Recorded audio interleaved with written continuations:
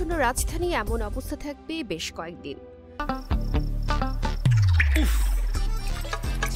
কুয়াশায় চাল চুইয়ে পানি আর কত হয়রানি আছে সমাধান। বসত ঘরে লাগাও আনোয়ার শীট, সারা ঘর থাকে শুকনা, সর্দি কাশিও থাকে দূরে। আনোয়ার শীট।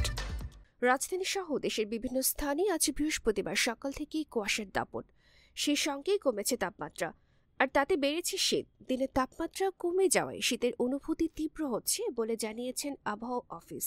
রাজধানী সহ দেশের বিভিন্ন স্থানে আজ তাপমাত্রা গতকাল বুধবারের চেয়ে কমে গেছে। এবারে শীতের মৌসুমে এতটা কুয়াশা আগে দেখা যায়নি। ডিসেম্বর মাসে তাপমাত্রা সে মাত্রায় কমেনি, খুব ঘন কুয়াশাও দেখা যায়নি বেশি সময় ধরে। এর কারণ হলো গত মাসে অন্তত 3টি লঘুচাপ দেখা গেছে বঙ্গোপসাগরে, আর সেই লঘুচাপের কারণে দিনের তাপমাত্রা গেছে বেড়ে, তাই শীতও ততটা পড়েনি। তবে গত মাসের শেষ দিক থেকে শীতের অনুভূতি বাড়তে থাকে।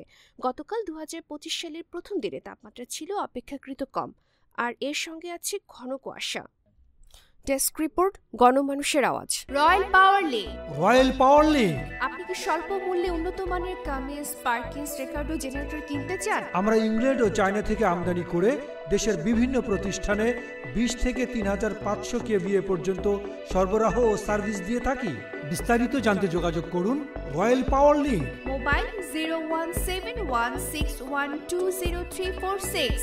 রয়্যাল পাওয়ার লিঙ্ক।